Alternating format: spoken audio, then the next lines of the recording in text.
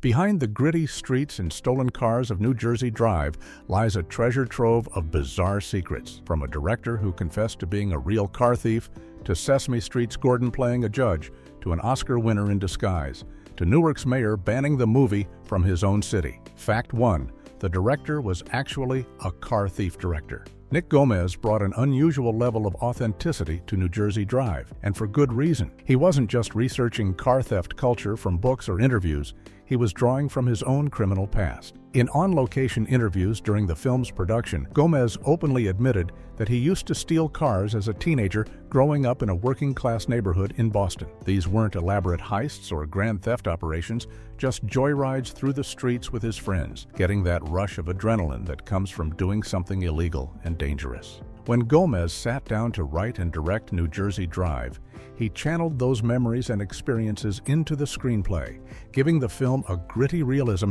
that felt lived in rather than manufactured. The way the characters talk about stealing cars, the casual nature of the crimes, the thrill and fear mixed together, it all came from Gomez's first-hand knowledge of that world. He understood the psychology of young car thieves because he had been one himself, even if his crimes were relatively minor compared to the organized theft rings depicted in the film. This personal connection to the subject matter helped Gomez avoid the pitfalls of glamorizing or demonizing his young characters, instead presenting them as real teenagers, making destructive choices in an environment that offered few alternatives. The irony wasn't lost on critics and audiences that someone who once committed the very crimes shown on screen was now the person telling this cautionary tale from behind the camera. Fact 2. Newark banned. Its own movie. New Jersey Drive tells the story of car thieves in Newark, New Jersey, capturing the city's struggles with crime and poverty in the early 1990s. There's just one problem. The movie wasn't actually filmed in Newark at all. Mayor Sharp James, who led the city from 1986 to 2006, personally refused to grant filming permits within Newark city limits, essentially banning the production from the very location it was meant to portray. James was deeply concerned about the film's negative depiction of his city, worried that it would reinforce harmful stereotypes and damage Newark's reputation at a time when civic leaders were working hard to revitalize the area and attract new businesses. The mayor's decision created a significant logistical challenge for director Nick Gomez and his production team, who suddenly had to find suitable locations that could pass for Newark without actually being Newark. They ended up shooting the entire film in Brooklyn and Queens in New York City, scouting neighborhoods that had a similar urban aesthetic and could convincingly double for New Jersey streets. The irony is almost comical. A movie literally titled New Jersey Drive about Newark teenagers was filmed entirely in a different state. Production designers had to work overtime creating fake New Jersey license plates and Newark police cars to maintain the illusion, while cinematographers carefully framed shots to avoid capturing anything too distinctly New York. Despite the mayor's efforts to distance Newark from the film, audiences and critics still associated the story with the city, making his ban somewhat pointless in the end. Fact 3. Released on America's darkest day, timing can make or break a film's success at the box office, and New Jersey Drive had possibly the worst release date timing in cinema history. The film premiered in theaters on April 19, 1995, a date that would go down in American history for entirely different reasons. That same morning, domestic terrorists Timothy McVeigh and Terry Nichols detonated a truck bomb outside the Alfred P. Murrah Federal Building in Oklahoma City, killing 168 people and injuring hundreds more in what remains one of the deadliest acts of terrorism on American soil. The nation went into shock, with news coverage dominating every television channel and newspaper front page for days.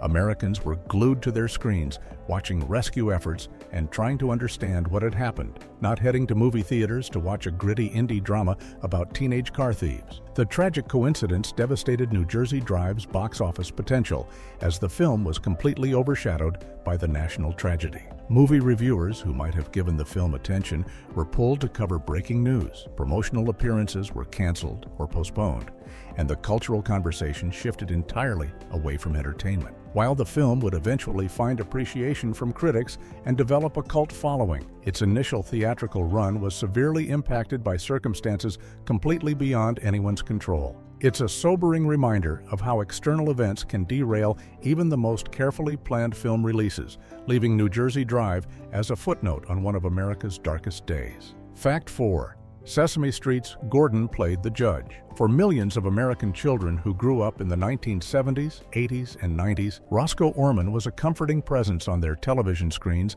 as Gordon on Sesame Street, the kind neighbor who taught lessons about friendship, honesty, and kindness. So it must have been quite jarring for those same viewers, now teenagers or young adults, to see Orman appear in New Jersey Drive playing a stern judge presiding over cases involving young car thieves. The cognitive dissonance is remarkable. Here's an actor who spent over 4 decades as one of the most trusted figures in children's television, suddenly appearing in a gritty urban crime drama dealing with juvenile delinquency and police brutality. Orman brought gravitas and authenticity to the role, his courtroom scenes serving as a reality check for the young defendants who stood before him facing serious criminal charges. The casting choice was likely intentional, as Orman's recognizable face would have registered with young audience members as an authority figure, even if they couldn't quite place where they knew him from. It's worth noting that Orman was always a versatile actor who appeared in various film and television roles throughout his career,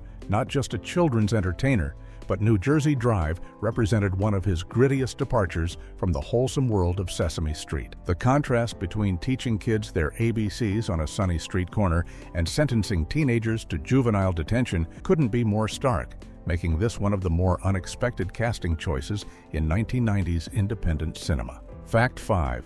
Future Scrubs star's early role. Long before Donald Faison became a household name as the lovable surgeon Christopher Turk on the hit medical comedy Scrubs, he was just another young actor trying to break into Hollywood with small roles wherever he could find them. In New Jersey Drive, Faison appears as a character named Tiny Dime, one of the members of the car theft crew that populates the film's Newark streets. This was one of Faison's earliest film roles, coming early in his career when he was still taking whatever parts he could get to build his resume and gain experience. At the time of filming in 1994, Faison was in his late teens or early 20s, still several years away from landing the role that would define his career and make him a star. The character of Tiny Dime isn't a major part. He's more of an ensemble player in the larger story about teenage car thieves, but it gave Faison valuable screen time and the chance to work on a legitimate indie film production with a real director and professional crew.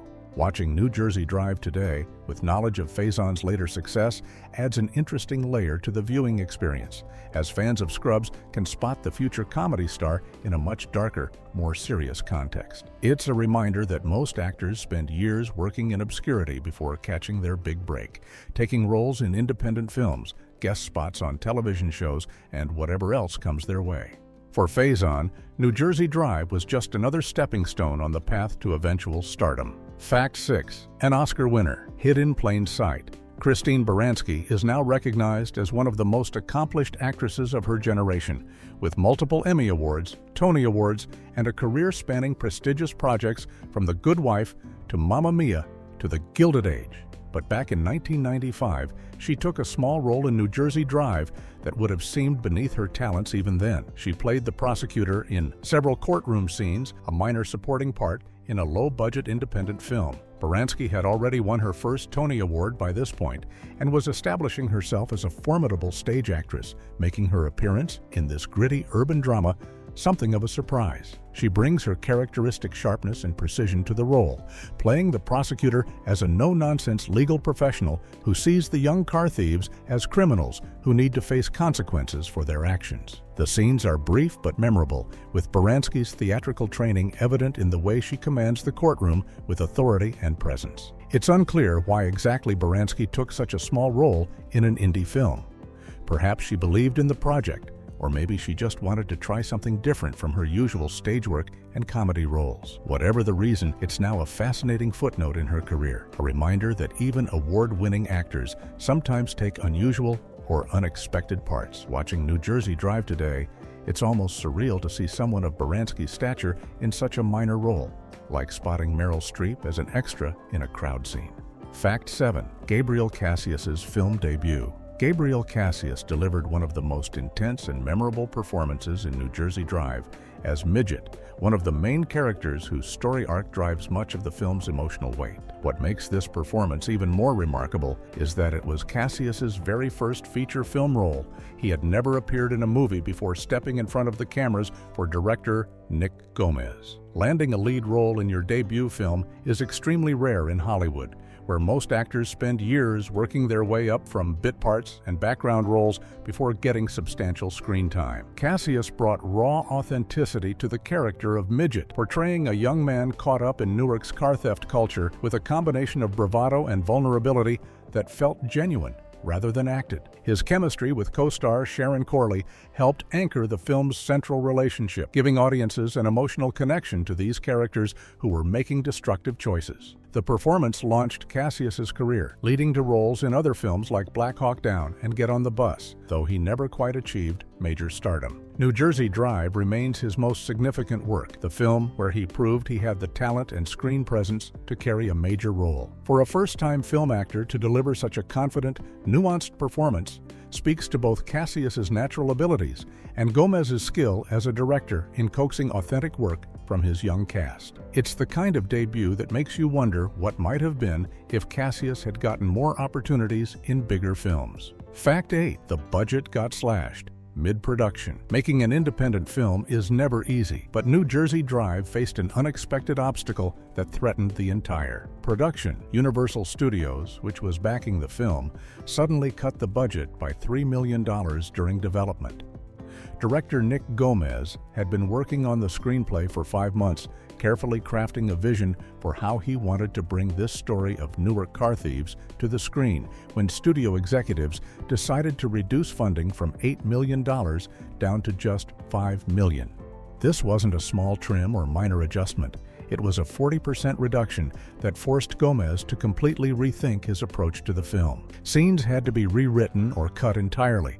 Location shoots were shortened, and the production team had to find creative ways to stretch every dollar as far as possible. $3 million might not sound like much compared to big Hollywood blockbusters with budgets in the hundreds of millions, but for an independent film, it represented a massive loss of resources that directly impacted what could be achieved on screen. Gomez later spoke about having to compromise his original vision, making difficult choices about what to include and what to sacrifice in order to complete the film within the reduced budget. Despite these financial constraints, New Jersey Drive still managed to feel authentic and fully realized, a testament to the resourcefulness of independent filmmakers who know how to work with limited means. The budget cut is a reminder of the precarious nature of indie film production, where financial backing can disappear at any moment. Fact 9. NYC skyline accidentally exposed the lie. New Jersey Drive goes to great lengths to convince viewers they're watching a story unfold on the streets of Newark, New Jersey,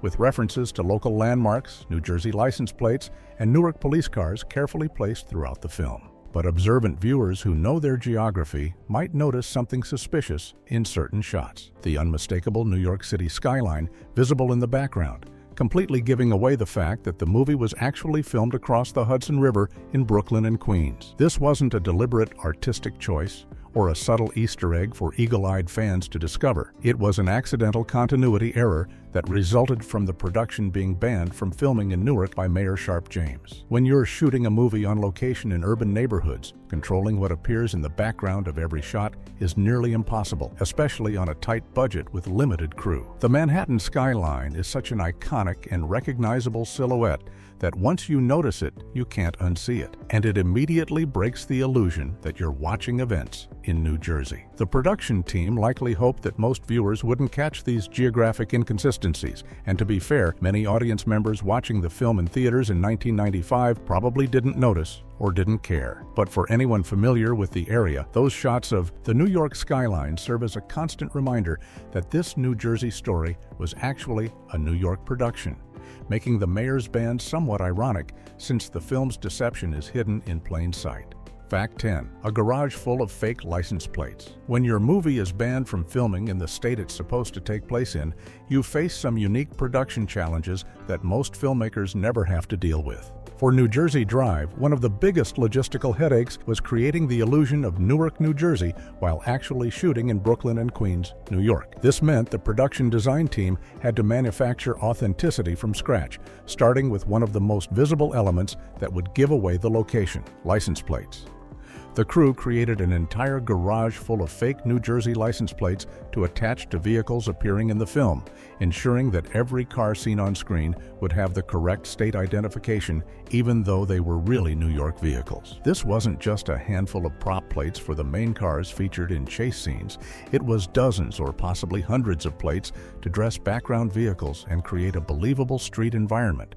Additionally, the production team had to create a small fleet of fake Newark police cars, complete with accurate markings, paint schemes, and equipment that would match what real Newark police drove in the early 1990s. All of this added unexpected costs to a production that was already dealing with a reduced budget, money that had to be spent simply to maintain the basic illusion of the film's setting. It's the kind of unglamorous, behind-the-scenes work that audiences never think about, but is absolutely essential to maintaining believability. Those fake license plates and police cars represent hours of research, fabrication, and attention to detail that went into making New Jersey Drive feel authentic, despite being filmed in the wrong state. Fact 11. The fatal chase scene was real. The climactic sequence in New Jersey Drive, where the character Midget dies during a police chase, is one of the film's most intense and tragic moments. But what many viewers don't realize is that this scene was inspired by actual events that took place in New Jersey just a few years before the film was made. In 1991, a real police chase involving 7 young people in a stolen van ended in tragedy. An incident that director Nick Gomez researched while developing the screenplay and used as the basis for his fictional version. The details are chillingly similar. The real incident involved multiple youths fleeing from police in a vehicle, just like in the movie, and one of the key elements that Gomez incorporated directly from the true story was the presence of a starter's gun in the van. In both the real event and the fictional portrayal, this starter's gun became a crucial point of confusion and controversy, as police or witnesses might have mistaken it for a real weapon, escalating an already dangerous situation. Gomez didn't simply copy the incident scene for scene, but rather used it as emotional and narrative inspiration, understanding that these kinds of tragic confrontations between young people and law enforcement were happening regularly in cities across America in the early 1990s. By grounding his climactic scene in real events, Gomez gave the moment additional weight and authenticity, reminding audiences that the violence and tragedy depicted on screen wasn't just fictional drama, but reflected genuine problems in American cities. Fact 12. 2 soundtrack albums launched a superstar New Jersey Drive might not have been a massive box office success, but the film's soundtrack became a significant hit in its own right and helped launch the career of one of the 1990s most successful R&B groups. The film actually spawned 2 separate soundtrack albums, Volume 1 and Volume 2, both released within just 2 weeks of each other in March 1995, creating a massive musical footprint for what was essentially a small independent film.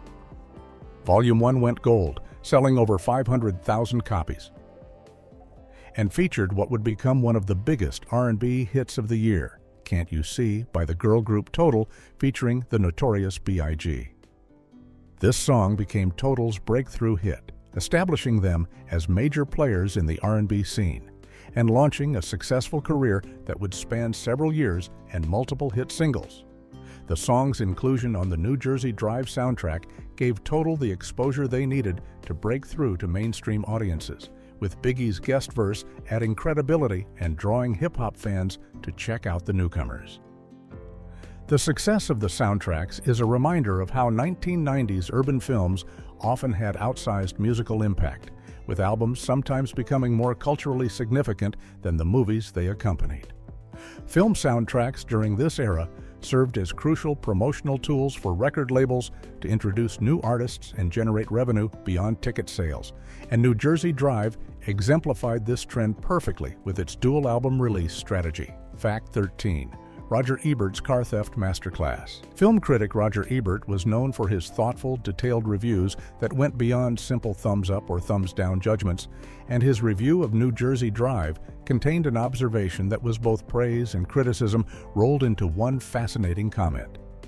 Ebert noted that the film was expert on how cars are stolen, explaining in detail how the movie demonstrated that the entire process of breaking into and stealing a vehicle took only about 10 seconds from start to finish. This wasn't just a throwaway line. Ebert was genuinely impressed by the technical accuracy and specificity with which director Nick Gomez depicted the mechanics of car theft, showing exactly how young thieves would break a Taurus window, defeat the steering column lock, hotwire the ignition, and drive away in less time than it takes most people to unlock their car with a key. The problem, as Ebert somewhat amusingly pointed out, is that by showing this process so clearly and accurately, the film was essentially teaching viewers how to steal cars themselves. Anyone watching New Jersey Drive with criminal intent could learn practical techniques for automobile theft, turning the movie into an inadvertent instruction manual. Ebert's comment raises interesting questions about the responsibility filmmakers have when depicting criminal activities on screen. Should they deliberately obscure or change certain details to avoid giving audiences dangerous information? Or is it more important to show reality accurately? New Jersey Drive chose accuracy, giving the film authenticity, but also potentially providing a blueprint for aspiring car thieves. Fact 14. Filmed in just 7 weeks. Making a feature film is typically a long, exhausting process that can take months of principal photography. But New Jersey Drive was shot on an incredibly tight schedule that pushed the cast and crew to their limits. The entire production was completed in just 47 days, beginning in late March 1994 and wrapping on May 16, 1994, essentially 7 weeks from first shot to final day. This compressed timeline was partly a result of budget constraints, as every day of filming costs money for crew salaries, equipment rentals, location fees, and countless other expenses that add up quickly. Director Nick Gomez had to plan every shot meticulously, knowing there wouldn't be time for extensive reshoots or experimentation on set. Actors had to be prepared and ready to perform with minimal takes, and the technical crew had to work efficiently to light scenes, capture sound, and move between locations without wasting precious time. For context, major studio films often spend 3 to 6 months in principal photography, and even other independent films usually take longer than 7 weeks to complete. The fast shooting schedule likely contributed to the film's raw, energetic feel. There wasn't time for everything to be polished and perfect, which actually worked in the movie's favor, given its gritty subject matter. The 47-day shoot is a testament to the resourcefulness and dedication of independent filmmakers who can create compelling cinema even under severe time and budget limitations. Fact 15. A continuity error with changing cars. Even the most carefully planned films sometimes contain continuity errors that slip past editors and make it into the final cut, and New Jersey Drive has a particularly noticeable one involving the very thing the movie is about: stolen cars. During one of the film's chase sequences, the characters steal a gray Honda Accord from the early 1980s, and viewers can clearly see this vehicle as the chase begins. However, as the sequence progresses through multiple shots, observant viewers will notice something strange happening. The car appears to transform into a Toyota Camry in certain frames before mysteriously changing back into a Honda Accord by the time the chase concludes. This kind of error typically happens when filmmakers shoot a scene over multiple days or use different vehicles for different shots within the same sequence, perhaps because the original car broke down, wasn't available, or they needed a stunt vehicle for dangerous maneuvers. The editing team likely hoped viewers would be too caught up in the action to notice that the car kept changing makes and models, and for most audience members watching in theaters, the error probably went unnoticed. But for car enthusiasts or anyone paying close attention to details, the shifting vehicle is impossible to miss once you spot it. The mistake is particularly ironic in a film specifically about car culture and theft, where you'd expect the production to be extra careful about vehicle continuity since cars are so central to the story and characters' identities.